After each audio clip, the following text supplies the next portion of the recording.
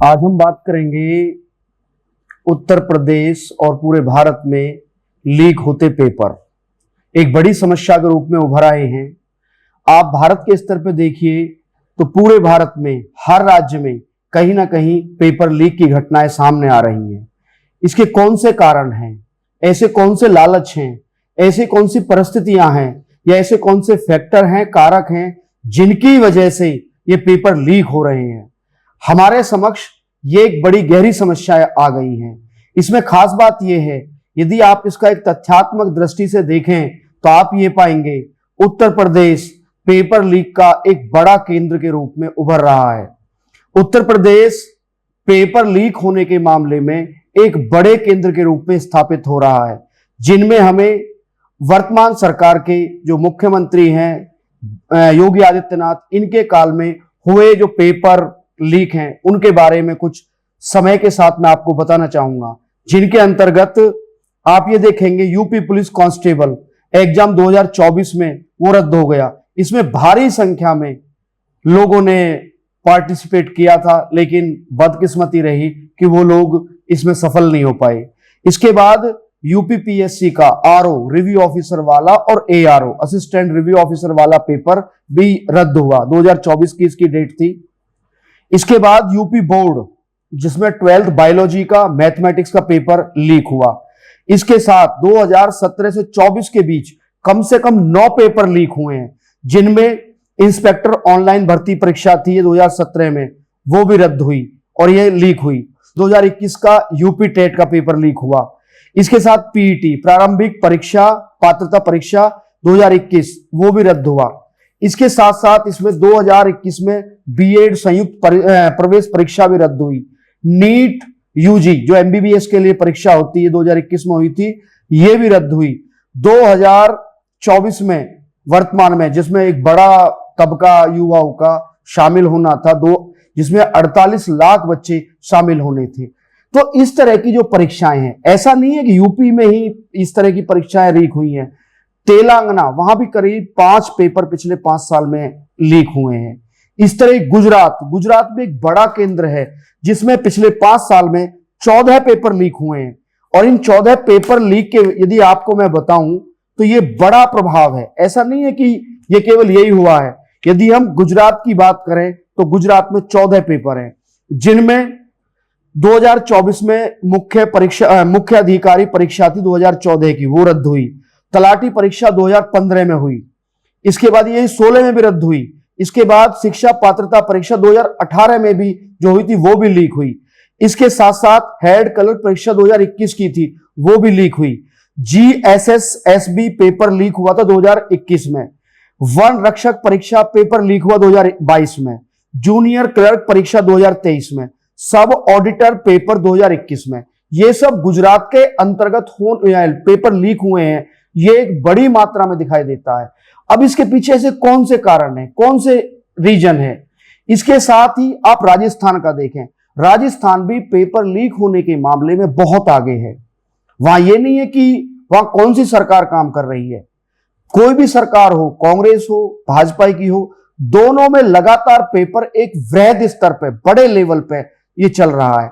अब इन चीजों को आप देखेंगे तो आप ये पाएंगे कि इसके लिए कारण क्या है, रीजन क्या है। ये पेपर लीक किए जा रहे हैं या कराए जा रहे हैं या किसी की साजिश है, इसके पीछे बहुत बड़ा रीजन है भारत में बेरोजगारी का दंश। भारत में जो बेरोजगारी है वो चरम स्तर पे है। अब उस बेरोजगारी में केवल एक कारण सरकारी नौकरियां ही नहीं है, प्राइवेट सेक्टर में भी इसी तरह की हैं। और जो नौकरियों की क्वालिटी है, यदि आप सर्विसेज की क्वालिटी देखेंगे तो उस क्वालिटी में बहुत बड़े फर्क हैं। प्राइवेट सेक्टर में दी जाने वाली नौकरियां, जिनमें खास तौर से संविदा की नौकरियां हैं, कुछ टाइम पीरियड के लिए दे दी जाती हैं, उनमें भी ये चीजें सामने आ रही हैं। इसके साथ साथ जो वेजिज हैं, वेजिज मतलब रोजंदारी, वेजिज मतलब महीने में क्या मिलता है, इन सबको आप देखेंगे, आप ये पाएंगे कि परीक्षाओं का इस स्तर पे लीक होने का बड़ा रीजन है व्यक्तियों में इस चीज को लेकर के बड़ी चिंता है। अब यदि आप इसी आधार पे इसे ये देखें कि पिछले लंबे समय में कितने लोगों ने इसमें पार्टिसिपेशन किया है, और इसके साथ ही इसमें आप ये पाएंगे कि हालात इतने खराब क्यों हैं। आप यदि आंकड़ेवार देखें 2014-15 का आंकड़ा है जिसमें 1,30,000 लोग चयनित हुए, लेकिन भर्ती में शामिल होने वालों की संख्या करोड़ों में है। 2014-15 में जो लोग इसमें शामिल हुए और अंतिम रूप से चयन होने वाले लोग थे 1,30,000 लोग, जबकि शामिल होने वाले करोड़ों में हैं। 2015-16 में 1,11,000 सिलेक्ट हुए, 2016-17 में 1,01,000 सिलेक्ट हुए, 2017-18 में 76,000 सिलेक्ट हुए, 2018-19 में मात्र 38,000 रह गए, 2019-20 में 1,47,000। ये एक बड़ी भर्ती थी, लेकिन भारत की जनसंख्या को देखते हुए ये भी नाकाफी रही। 2020-21 में 78,000, 2021-22 में 38,850, जो संख्या बहुत कम थी। अब यदि इन्हीं नियुक्तियों के सापेक्ष या इनके अनुपात में आप इनकी संख्या देखें कि भर्ती में पार्टिसिपेट करने वाले या आवेदन करने वाले युवाओं की संख्या क्या थी। 2014-15 में 2,32,00,000 युवाओं ने इसमें पार्टिसिपेट किया। इसके बाद 2015-16 में 2,95,51,000 युवाओं ने आवेदन किया। 2016-17 में 2,28,00,000 युवाओं ने इसमें आवेदन किया। 2017-18 में 3,94,00,000, एक बहुत बड़ी जनसंख्या है। यह इतनी बड़ी संख्या है कि दुनिया में लगभग 60% देशों की इतनी जनसंख्या भी नहीं होगी जितने इन बच्चों ने इसमें पार्टिसिपेट किया है। और इसका रिकॉर्ड और अगले साल टूटता है। 2018-19 में 5,09,00,000 बच्चों ने या युवाओं ने इसमें आवेदन किया। अब इतनी बल्क संख्या है 5,09,00,000। 2019-20 1,78,39,752। 2020-21 में 1,80,00,000 युवाओं ने आवेदन किया। 2021-22 में 1,86,71,121 युवाओं ने आवेदन किया। अब आवेदन करने वाले और उनके अंतिम रूप से दिखाई देता है वो ये पड़ता कि 1,000 पे 3 बच्चे। सोचिए कितना बड़ा जनसंख्या है। अब आप इसी बात को देखें, टोटल 2014 से 22 के बीच में 22,05,99,238 युवाओं ने आवेदन किया, जबकि नौकरी कितने को मिली? मात्र 7,22,311। अब आप ये देखिए 22 करोड़ आवेदन हैं और मात्र प्राप्त करने वाले 7,22,000। तो ये इसे परसेंटेज के आधार पर आप देखेंगे तो ये कहां उतरेगी। इन सब बातों को देखते हुए ये लगता है कि हालात बहुत अच्छे नहीं है। परमानेंट नौकरियां है नहीं, सरकार खुद अपने कार्यों को संविदा के माध्यम से चला रही है। अब हालात इतने बुरे हो चुके हैं, सेना में अग्निपथ और अग्निवीर जैसी योजना आ गई है, जहां पे 4 साल की संविदा पे, ठेकेदारी पे देश की रक्षा होगी। क्या यह देश की रक्षा के लिए उचित है? अब इन सब विषयों को देखते हुए हम एक बात की तुलना करें कि दुनिया में रोजगार, जो खास तौर से सरकारी रोजगार है, उसके क्या हालात है। यदि आप सरकार द्वारा दिए जाने वाले रोजगारों को आप देखेंगे तो दुनिया के देश और भारत की जो स्थिति है वो बहुत अलग है। आप ये पाएंगे भारत में रोजगार देने में सरकार कंजूसी करती है। कंजूसी किस लेवल की है आप ये देखेंगे तो आप ये पाएंगे कि यदि भारत में जो जनसंख्या है 100 लोगों की है तो मात्र 2.38% को सरकारी नौकरी मिलती है। अब मैं आपको भारत और विश्व के अन्य देशों में दिए जाने वाले सरकारी रोजगार के बारे में, सरकारी जॉब के बारे में बताऊंगा, ताकि आपको एक स्थिति क्लियर हो सके कि हम कहां खड़े हैं। यदि आप ये देखेंगे परसेंटेज के आधार पर तो इसमें निकल के बात ये आती है, लाइबेरिया और बेलारूस ऐसे देश हैं जो अपनी जनसंख्या का 40% रोजगार सरकारी क्षेत्र से देता है। और इसके साथ आप ये देखेंगे Belarus, Norway 32%, Hungary 30%, Denmark 30%, Croatia 29.8%, Slovakia 27.3%, Israel 31.4%। इसके साथ अब हम बात करें जो सरकारी नौकरियां हैं उनमें सबसे निचले तबके में क्या हालात है। इसमें खास तौर से एशिया और अफ्रीका के देश हैं। एशिया की बात करें तो यहां भारत है, पाकिस्तान है, श्रीलंका है, बांग्लादेश है। इन देशों में दिए जाने वाले सरकारी नौकरियों की स्थिति बहुत गंभीर है। यदि आप देखें बांग्लादेश में मात्र 3.1% पॉपुलेशन को सरकारी नौकरी दी जाती है। वहीं सिंगापुर में 2.6% है। माली एक छोटा देश है, वहां 2.38% है। और ये अजीब स्थिति है, हमारी और माली की स्थिति बराबर है। भारत अपनी आबादी का मात्र 3.8% सरकारी रोजगार देता है। आप सोचिए, कहां 32% है, 30% है, 29% है, 28% है। और अमेरिका जो अपने यहां सरकारी नौकरियों के लिए ज्यादा काम करता है, वो भी 15% दे रहा है। हमारी सरकार सरकारी नौकरी देने के लिए राजी नहीं है। आप ये सोचिए, जो एक बिजनेस मॉडल है, आप कल्पना करिए यदि किसी व्यक्ति की गवर्नमेंट जॉब है और वो बी क्लास में जॉब है, बी क्लास के एक कर्मचारी को उसकी तनख्वाह का लगभग 55 से 58% टैक्स में, चाहे वो इनकम टैक्स है, मेरा मतलब यहां डायरेक्ट टैक्स और इनडायरेक्ट टैक्स से है, जिसमें जीएसटी और इनकम टैक्स दोनों हैं, इनके माध्यम से ये चीजें चल रही हैं। तो आप ये देखिए, भारत सरकार जब जॉब उपलब्ध नहीं करा पा रही है, वो कहावत है एक अनार 100 बीमार, तो जब जॉब एक होगी उसके लिए तैयार 100 लोग होंगे, तो जॉब में इस तरह की जब समस्याएं पैदा होंगी, स्थायी नौकरी नहीं होंगी, कोई भी व्यक्ति भारत का ये चाहता है, दुनिया को कोई व्यक्ति ये चाहता है कि हमें स्थायी रूप से नौकरी मिले। क्या वास्तव में ऐसा संभव है? नहीं हो पा रहा है। तो इस वजह से पेपर लीक होने का कारण है कि जो व्यक्ति या जो बच्चा, युवा बहुत इंटेलिजेंट है, उसको भी भरोसा नहीं है कि वो इस जॉब को प्राप्त कर पाएगा, इसीलिए वो दूसरे तरीके अपनाए जाते हैं। पेपर लीक का बड़ा कारण है नौकरियों की संख्या का कम होना, वो भी खास तौर से सरकारी नौकरियों का। यदि आप इन सब विषयों पर बात करेंगे तो आप ये पाएंगे भारत जैसे देश में जनसंख्या के अनुपात में उतनी गवर्नमेंट जॉब नहीं है जो होनी चाहिए। लेकिन क्या इसके लिए होना चाहिए? अब सरकार की हम आलोचना करें या पुरानी सरकारों की आलोचना करें, हमें आलोचना करने का कोई इस तरह का शौक नहीं है कि हम आलोचना करके अपनी संतुष्टि करें। हम आंकड़ों के साथ बात करें और स्पष्ट रूप से यह बताएं, भारत सरकार दुनिया के दूसरे देशों की अपेक्षा उतने सरकारी नौकरी नहीं देती है। इसके पीछे कारण कई बार कहते हैं फिस्कल डेफिसिट है, वो कहते हैं कि बजट में कर्ज बढ़ता है।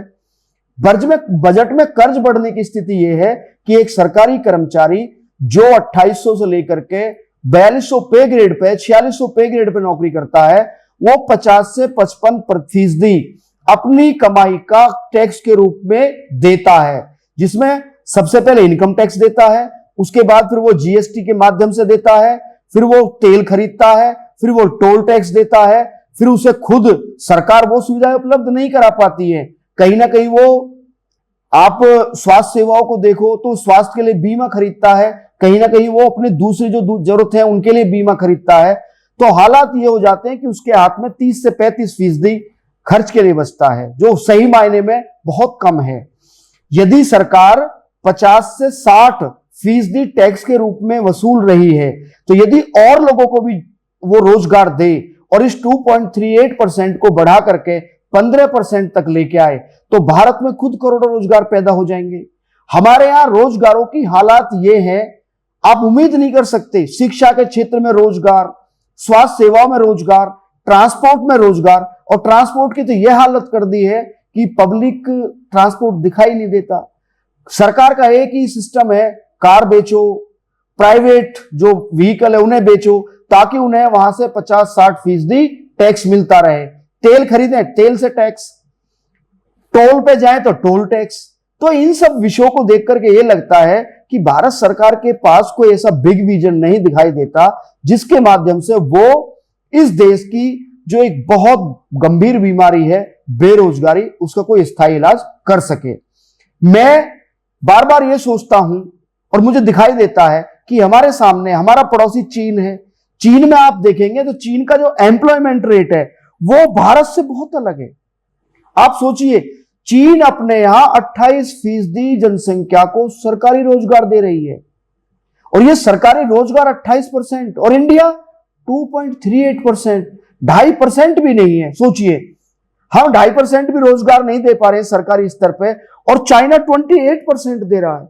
अब आप ये सोचिए, चाइना के पास 28% ऐसे कर्मचारी हैं जिन्हें महीनेवार हर साल लगातार 60 वर्ष 65 वर्ष की रिटायरमेंट के उम्र तक उन्हें रोजगार मिलता है और उनके पास हर महीने उनकी जेब में पैसे आते हैं और वो पैसे बाजार में जाता है।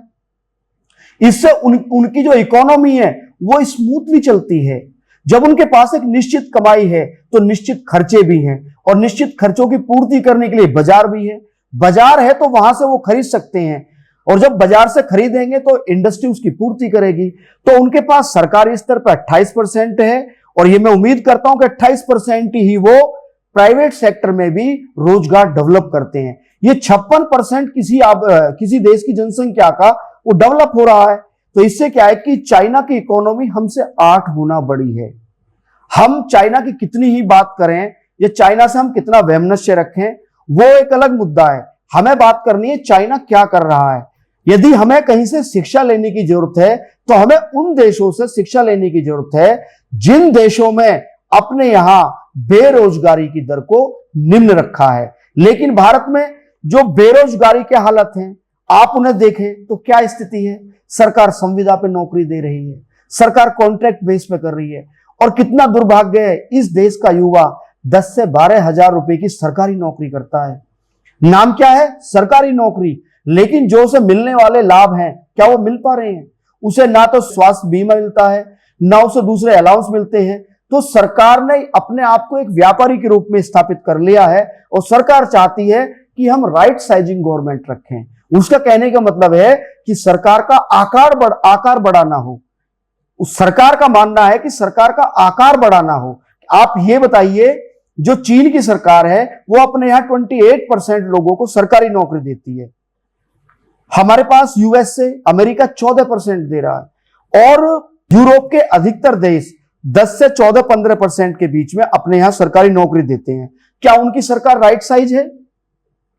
हमें सोचना चाहिए राइट साइज।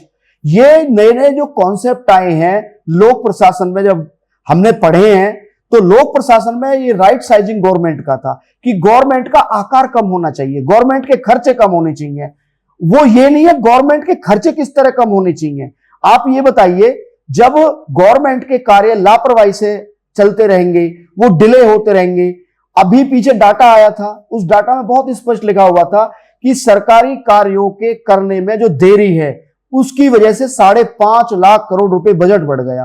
कारण जब आपके पास एम्प्लॉय नहीं है, एजुकेशन का लेवल वो किसी लायक नहीं बचा है, लगातार पेपर लीक हो रहे हैं, सरकारी स्कूलों के हालात इतने गंभीर है, वहां पे इंफ्रास्ट्रक्चर नहीं है, बच्चों के पास खेलने के लिए साधन नहीं है। इसके साथ साथ ट्रांसपोर्ट का आप सिस्टम देखिए, ट्रांसपोर्ट की वो स्थिति नहीं है, सरकार उधर भी नहीं बढ़ रही है। हर जगह सरकार ने संविदा पे, ठेकेदारी पे ये जो व्यवस्था बनाई है इससे देश को बहुत बड़ा नुकसान तो ये है, एक कोई निश्चित संख्या में खरीदार नहीं बचते। जो एक गवर्नमेंट एम्प्लॉय हैं, कुछ मल्टीनेशनल कंपनीज के एम्प्लॉय हैं, इनकी वजह से ये 20 करोड़ लोग हैं जो खरीदने में सक्षम हैं। तो इसलिए पेपर लीक होने का कारण एक नहीं है कि वहां पर लूप होल है, वहां पर कमियां हैं।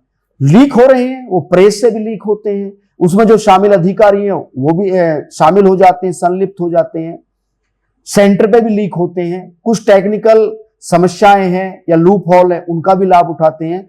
लेकिन इसके पीछे बहुत गहराई में लोगों को एक डर है और वो डर इस तरह का है कि हमें नौकरी किस तरह सुरक्षित मिल जाए, हम अपने बच्चों का भविष्य कैसे सुरक्षित रखें। ये वर्तमान में बढ़ती महंगाई, आवश्यकताओं के बीच में कोई तालमेल नहीं है। तो इन्हीं बातों के पीछे आपको समझने की जरूरत है। और मैं भी ये समझता हूं कि भारत को सरकारी नौकरियों के साथ साथ जो ये व्यक्ति को एक मजदूर की श्रेणी में ला करके और उसके जो भविष्य है उससे खिलवाड़ किया जा रहा है। तो इसमें बहुत सारी चीजें, जैसे गवर्नमेंट का एक बड़ा फेवरेट डायलॉग है, government has no business to do business, मतलब गवर्नमेंट का काम व्यापार करना नहीं है। अब आप सरकारी नौकरियों को देखिए, लगातार कम होती जा रही हैं। पहले बहुत सारे पीएसयूज थे जो सरकारी फैक्ट्री होती है, कंपनी होती थी, अब वहां भी उनका लगातार विनिवेशीकरण हो रहा है। तो इन सब विषयों को आप देखोगे और आप ये पाओगे कि पेपर लीक होने के पीछे केवल एक कारण यही नहीं है कि उसकी परीक्षा प्रणाली में या उसकी कार्यविधि में या उसके कार्य मतलब कराने के तरीकों में कोई कमियां हैं। उसके पीछे बहुत गहरे कारण है हमारे देश में बढ़ती भयंकर बेरोजगारी और उससे उत्पन्न होता हुआ अवसाद। युवाओं के बीच में कहीं कोई निश्चितता नहीं है काम करने की, उन्हें कभी नहीं लगता कि हम कुछ करें, और उन्हें बहुत जल्दी प्रसिद्ध होना है, वो दूसरे फैक्टर हैं। उनको जो उनकी मनोदशा है वो इस तरह की नहीं है कि उसे झेल पाएं। इसी वजह से पेरेंट्स से लेकर के जो बच्चे हैं उन सभी के बीच में अपनी अपनी नौकरी सुरक्षित करने की एक दौड़ है, और उस दौड़ में देखो कौन कितना सफल होता है। इन्हीं शब्दों के साथ मैं अपनी वाणी को विराम देता हूं और फिर आगे कोई नए विषय पे फिर बात करेंगे। धन्यवाद।